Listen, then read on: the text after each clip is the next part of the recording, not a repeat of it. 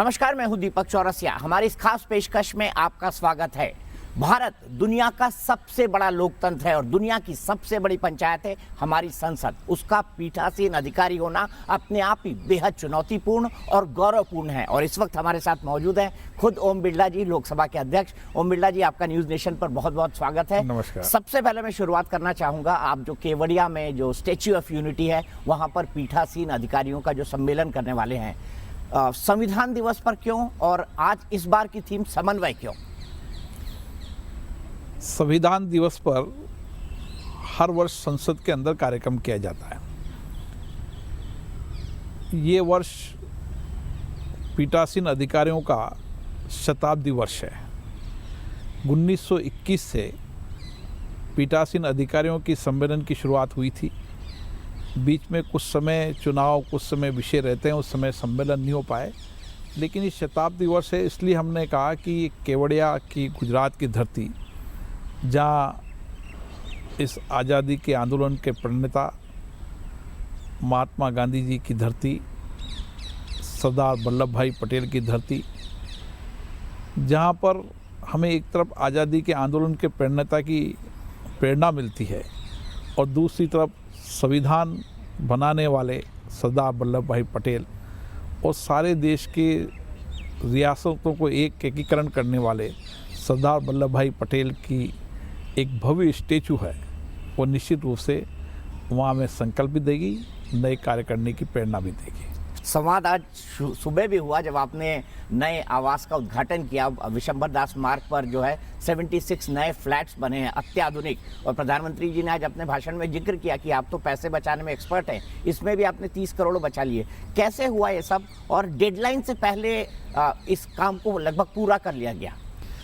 इसके लिए मैं मेरा श्रेय दे सकता है। इसके लिए मैं विशेष रूप से शहरी विकास मंत्रालय, CPWD और जो कई एजेंसियाँ इस काम में कर रही थी, उन एजेंसियों से कोविड की चुनौतियों के समय भी अपनी गुणवत्ता को बनाते हुए और अपने बजट से के अनुमानित बजट से 30 करोड़ रुपया बचाना, ये अपने आप में उनको श्रेय जाता है। मैं आपसे कोविड के समय में संसद की जो कार्रवाई हुई उसके बारे में भी आपसे जानना चाहूँगा। कितना चुनौतीपूर्ण था और हम देख रहे थे खासतौर पर लगातार कर्मचारी संक्रमित होते जा रहे थे, सांसद संक्रमित होते जा रहे थे। तो आने वाला सत्र कैसा होगा, क्या रूपरेखा तैयार की? और कुछ लोग कह रहे हैं कि शायद शीतकालीन सत्र और बजट सत्र एक साथ हो जाए।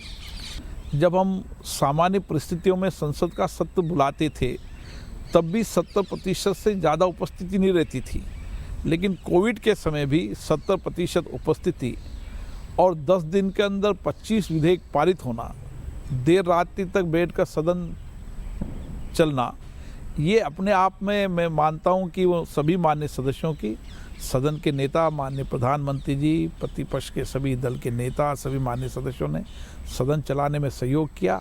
इसके कारण हम इस चुनौतियों के अंदर भी सदन की कार्रवाई निर्बाध रूप से चला पाए। मेरे ख्याल से शायद ऐसा पहली बार हुआ होगा संसदीय इतिहास में कि शनिवार और रविवार को लगातार मीटिंग हुई। हाँ, ऐसी पहली बार ऐसी परिस्थिति शनिवार रविवार को हुआ। सदन की कार्रवाई सुबह और शाम चली, देर रात्रि तक चली। इस बार जो पीठासीन अधिकारियों का सम्मेलन हो रहा है उसमें समन्वय पर आप जोर दे रहे हैं, जिसमें कार्यपालिका, न्यायपालिका और विधायिका। क्या मैसेज देना चाहते हैं आप जब समन्वय की बात करते हैं इन तीनों के साथ? संविधान में तीनों स्तंभों के अपने अपने अधिकार दिए हैं। संविधान के अंदर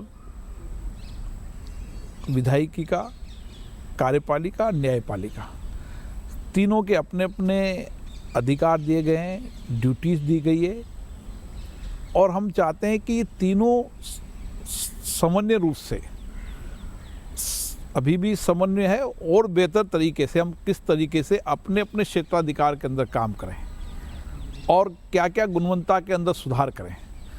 इसके लिए संवाद चर्चा चलती रहती है, क्योंकि विधायिका की ज़्यादा जिम्मेदारी बनती है, क्योंकि कानून बनाने का काम वो करती है, संविधान संसद में बना है, इसलिए हमारी ज़्यादा जिम्मेदारी बन जाती है कि हम किस तरीके से तीनों लोकतंत्र के स्तंभों को, जिनका अपना अपना क्षेत्राधिकार है, क्षेत्राधिकार के अधिकार रेखांकित किए गए हैं, न तो अपने अपने क्षेत्राधिकार के अंदर कोई हस्तक्षेप करे और अपनी अपनी संस्थाओं को किस तरीके से मजबूत कर सकते हैं, सशक्त कर सकते हैं, इसके लिए इस 2 दिन के सदन में चर्चा होगी। लगभग 1 साल से ज़्यादा का वक्त हो गया आपको लोकसभा अध्यक्ष बने। क्या इस दौरान आपको सबसे चुनौतीपूर्ण लगा अध्यक्ष के तौर पे? मुझे सबका सहयोग मिला और सभी दलों ने सहयोग किया। इससे मुझे लगा कि सदन निर्बाध रूप से भी चला और प्रोडक्टिविटी के हिसाब से भी सदन में सबसे ज़्यादा प्रोडक्टिविटी हुई। इस बार जो अगर आंकड़ों को देखा जाए तो सबसे ज़्यादा महिला सांसद है, सबसे ज़्यादा फर्स्ट टाइमर्स भी हैं। आपने कोई टारगेट बनाया है कि इस बार हर फर्स्ट टाइमर को बोलने का मौका दिया जाएगा? क्योंकि मैंने अटल जी को एक बार बोलते हुए सुना था कि जब हम संसद में नए थे तो शायद बोलने के लिए हमको वॉकआउट करना पड़ता था या अपना ध्यान खींचने के लिए, लेकिन सबसे ज़्यादा मौका आप देते हैं। अभी तक आपने कैलकुलेट किया है, गणना की है कि कितने फर्स्ट टाइमर्स को आपने बोलने का मौका दिया है? मैंने पहले सत्र में ही ये प्रयास किया कि सभी माननीय सदस्य जो प्रथम बार चुनकर आए सदन में अपनी अभिव्यक्ति व्यक्त करें। और मैं आपको खुशी के साथ कह सकता हूँ चौरसिया जी, सभी माननीय सदस्यों ने जो पहली बार चुन के आए उसमें से वह महिला सदस्य भी थी जो अपनी भाषा में बोलना चाहती थी, जो ज़्यादा पढ़ी लिखी नहीं थी, लेकिन वो जिस तरीके की महिलाओं में काम करके जनप्रति चुनी थी, मुझे लगा कि उनको भी अपनी भावनाओं की अभिव्यक्ति सदन में करना चाहिए।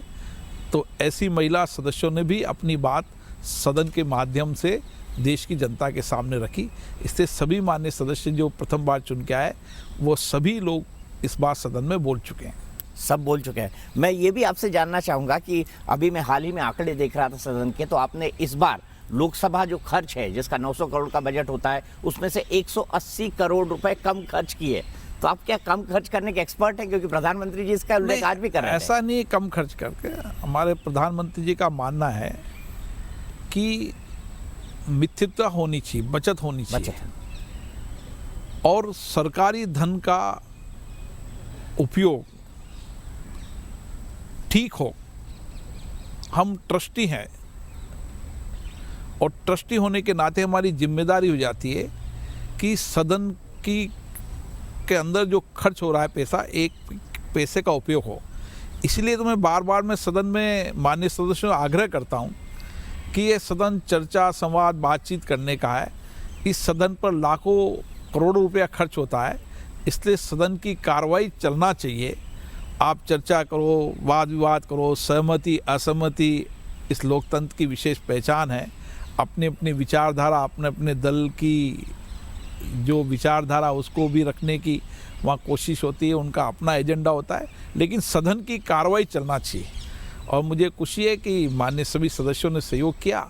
हमने सदन के अंदर सचिवालय, लोकसभा सचिवालय में जहाँ जहाँ भी खर्चों में कटौती की जा सकती थी वहाँ कटौती की और निश्चित रूप से उस कटौती करने से 180 करोड़ रुपए की बचत हुई। अध्यक्ष जी, मैं आपसे ये भी जानना चाहूँगा कि लोकसभा अध्यक्ष के तौर पर आप कई अंतर्राष्ट्रीय कॉन्फ्रेंसेस में गए, ब्रिक्स में गए, बाकी जगह गए और आपने हमेशा वहाँ पाकिस्तान को आईना दिखाया जब पाकिस्तान वहाँ पर मौजूद था। आपने आतंकवाद के खिलाफ बड़ा फर्म स्टैंड लिया।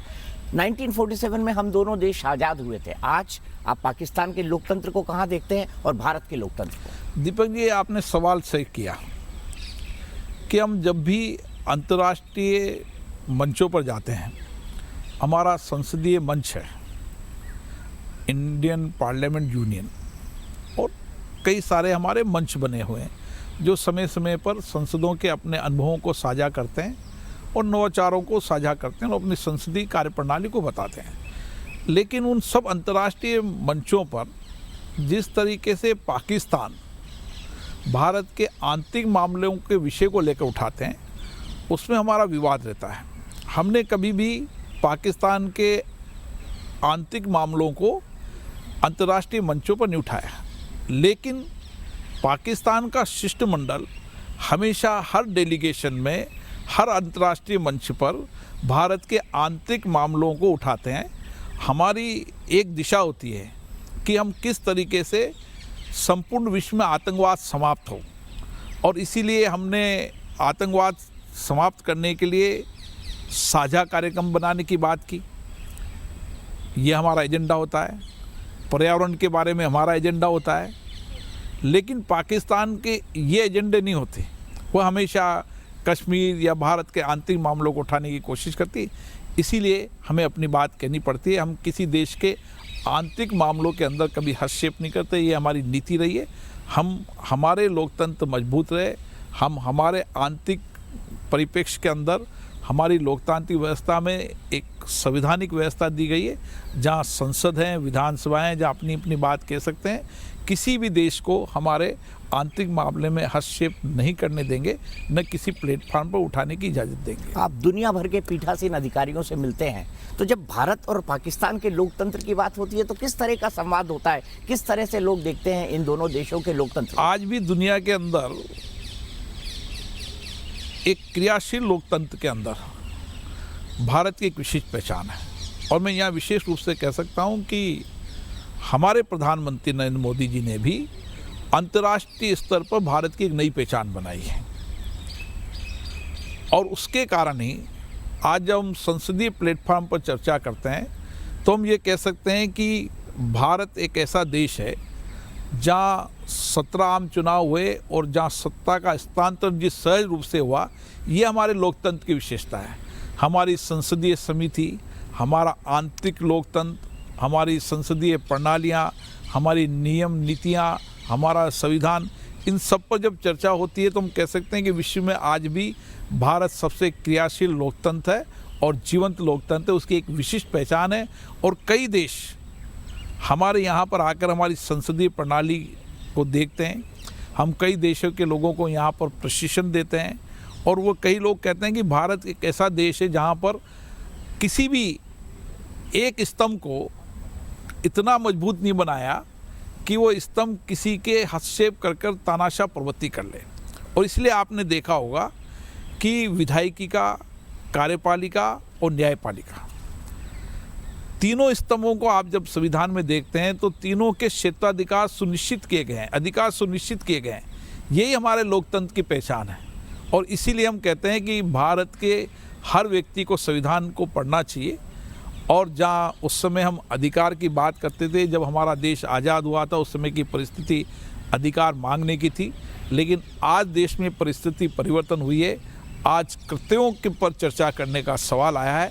और मुझे आशा है कि कोविड-19 की महामारी के समय हमारे देश के जिस संस्कार के माध्यम से, जहां सरकार ने भी अपना सहयोग किया, सिविल सोसाइटी ने किया, सामाजिक संस्थाओं ने किया, हर व्यक्ति ने किया, यही सामूहिक संकल्प से हम कोविड-19 की चुनौतियों का सामना कर रहे हैं। और लॉकडाउन के समय हमने सामूहिक रूप से इसका काम किया। हमने लोकसभा और राज्य विधानसभा के कंट्रोल रूम बनाए। दोनों ने हम सार्वजनिक रूप से, सामूहिक रूप से काम किया। यही हम कह सकते हैं कि किस तरीके से सामूहिकता के साथ हम काम कर सकते हैं। और हमने ये कार्य किया है। दो महत्वपूर्ण बातें और, जब हम 75 साल आज़ादी के पूरी करेंगे तो देश का नई संसद स्वरूप ले लेगी। कितनी तैयारी है और क्या नया होगा उस नई संसद में, क्या बता सकते हैं आप? निश्चित रूप से मैं कह सकता हूँ, जब 2022 आज़ादी के 75 वर्ष होंगे तो भारत की नई संसद बनकर तैयार होगी। मैं इसके लिए माननीय प्रधानमंत्री जी को बहुत साधुवाद देता हूँ, जिन्होंने संसद के नए भवन बनाने की स्वीकृति दी। और संसद की बनने की प्रक्रिया शुरू हो चुकी, भवन बनने की प्रक्रिया शुरू की। और हम निश्चित समय पर उच्च गुणवत्ता क्वालिटी की आधुनिक प्रौद्योगिकी का उपयोग करते हुए हम नए संसद भवन का निर्माण करेंगे। और आज़ादी के 75 वर्ष होने पर संसद की कार्रवाई वहाँ चले, ऐसा प्रयास करेंगे। अध्यक्ष जी, एक मैं मुद्दा और आपसे, चूंकि आप इतने लंबे समय से पॉलिटिकल जीवन में रहे, एक्टिविस्ट रहे, मैंने कई सारी चीज़ें देखी। जैसे अगर मैं आपके व्यक्तिगत राजनीतिक करियर की बात करूं तो आपने हमेशा गरीबों के साथ, वंचितों के साथ काम किया और आपने सबको भोजन मिले इस परिकल्पना के साथ 2001 के भूकंप में भी काम किया। ये आपके दिमाग में कैसे आया कि भोजन, जो शायद इंसान के जीवन की सबसे ज़रूरी चीज़ है, उसको आपने एक मूवमेंट के तौर पर लिया, उसको आपने एक अभियान के तौर पर लिया? ऐसा नहीं, जब अभाव देखते हैं तो उन अभावों को दूर करने की जिम्मेदारी जनप्रतिनिधि होती है। क्योंकि हम जनता का नेतृत्व करते हैं, समाज का नेतृत्व करते हैं, तो समाज में जहाँ जहाँ भी अभाव देखते हैं उन अभावों को कैसे दूर किया जा सकता है, ये हमारी विचार भी है, हमारी संस्कृति भी है। और इसीलिए जहाँ भी हमने अभाव देखे, जहाँ भी संकट देखी, चुनौती देखी, किस तरीके से हम सामूहिक रूप से काम कर सकते हैं। और इसी तरीके से सामूहिक रूप से जब भी वंचित गरीब व्यक्तियों को हम देखते हैं कि हमें मदद की आवश्यकता है, उनको मदद की आवश्यकता है, हम समाज का सहयोग लेकर उनकी मदद करते हैं।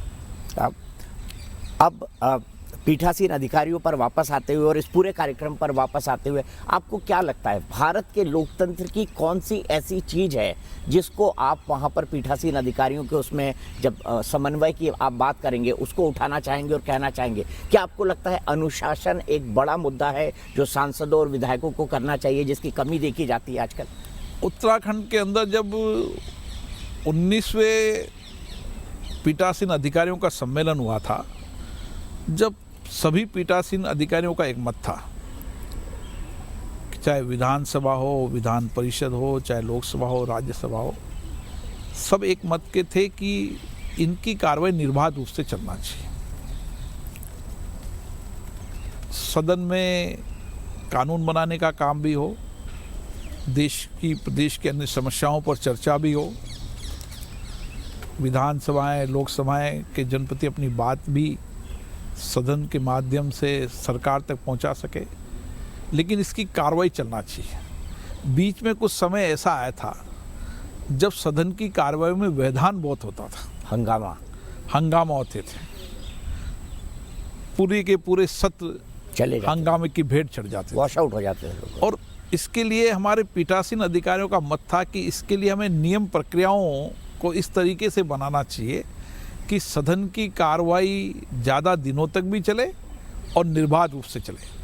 और इसके लिए हमने 3 कमेटियों का गठन किया था। जो 3 विषय हमारे पिछली बार के थे, उन तीनों विषयों पर उन कमेटियाँ विचार कर रही है। एक कमेटी के अंदर राजस्थान विधानसभा के अंदर डॉक्टर CP जोशी जी हैं, जो 10वीं अनुसूची के अंदर दल बदल कानून पर क्या अधिकार अध्यक्ष के हैं, और एक चर्चा उस पर विशेष रूप से हुई कि असीमित अधिकार दल बदल कानून के तहत अध्यक्ष के नहीं होने चाहिए। और ये एक चर्चा निकली है, उसकी समिति के अध्यक्ष CP जोशी जी हैं, जो लगातार चर्चा कर रहे हैं। हमारा मानना है कि हम किस तरीके से उसके अंदर कानून के अंदर परिवर्तन करने के लिए सरकार को सुझाव दे सकते हैं, उस पर एक कमेटी बनी है। दूसरी कमेटी हमारी प्रौद्योगिकी बनी है। हमारी कोशिश है कि राज्य की विधानसभाएं और संसद एक साथ एक प्रौद्योगिकी पर काम करे। देश की जनता कभी भी किसी विधानसभा की किसी भी कार्रवाई डिबेट को देखना चाहती है तो वो एक प्लेटफार्म पर उस विधानसभा की कार्रवाई भी देख सके, संसद की कार्रवाई भी देख सके। इसके लिए हमारे हितेंद्र जोशी जो असम विधानसभा के अध्यक्ष हैं, वो इसके चेयरमैन बनाए। तीसरे, किस तरीके से सदन अनुशासित चले और उसमें नियम प्रक्रिया कैसी बने कि कोई सदन का सत्र हंगामे की भेंट न चढ़े। इसके लिए हमारे उत्तर प्रदेश विधानसभा के अध्यक्ष हितेंद्र नाथ दीक्षित जी उसके अध्यक्ष हैं। ये तीनों कमेटियां अपना काम कर रही है, उनके बारे में भी इस पीठासीन अधिकारी सम्मेलन में चर्चा करेंगे। आखिरी सवाल पूछना चाहता हूँ, क्या आपको लगता है कि दल बदल कानून का स्पीकर या जो पीठासीन अधिकारी होता है आज तक बेजा इस्तेमाल होता है, जो आपको इसकी ज़रूरत महसूस हुई?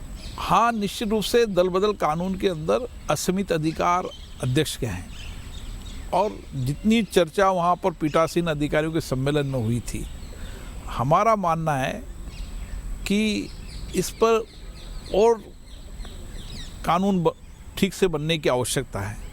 तो जब उसकी अंतिम रिपोर्ट आएगी तो मुझे लगता है कि अंतिम रिपोर्ट आने के बाद हम राज्य सरकार, केंद्र सरकार से आग्रह करेंगे कि इसमें क्या क्या परिवर्तन के सुझाव हैं। जब कमेटी रिपोर्ट मिलेगी तब हम उसमें सरकारों से चर्चा करेंगे। आखिरी चीज़, आप कोविड का संकट काल चल रहा है, आप क्या कहना चाहेंगे हमारे दर्शकों को, खास तौर पर लोकसभा अध्यक्ष जी की ओर से, कि किस तरह से वो अपना ख्याल रखें और ठंड में खासकर? कोविड इस वैश्विक महामारी के अंदर हम इस महामारी के संकट को चुनौती के रूप में लेना चाहिए और सरकार की गाइडलाइन की पूरी पालना करते हुए हम किस तरीके से स्वयं भी सुरक्षित रहें, दूसरों को सुरक्षित रख सकें, इसके लिए सामूहिक प्रयास करना चाहिए और हम आर्थिक जगत में नए परिवर्तन कर सकें, आत्मनिर्भर भारत की तरफ बढ़ सकें और भारत आत्मनिर्भर और आर्थिक रूप से सशक्त हो, इस दिशा में भी हमें सामूहिक काम करने की आवश्यकता है। मुझे आशा है कि देश आगे बढ़ेगा, हम आर्थिक रूप से भी सशक्त होंगे और स्वास्थ्य की दृष्टि से भी भारत एक सकुशल स्वस्थ रहें, ऐसी मेरी कामना है। बहुत बहुत शुक्रिया अध्यक्ष जी। हम उम्मीद करते हैं कि आपके नेतृत्व में आप लोकसभा अध्यक्ष हैं, भारत का लोकतंत्र और मजबूत हो और इसकी मजबूती की चर्चा हमेशा दुनिया के अंदर गूंजती रहे। आपका बहुत बहुत शुक्रिया। तो हमारी इस खास पेशकश में आज के लिए इतना ही, लेकिन न्यूज़ नेशन पर खबरों का सिलसिला लगातार जारी है।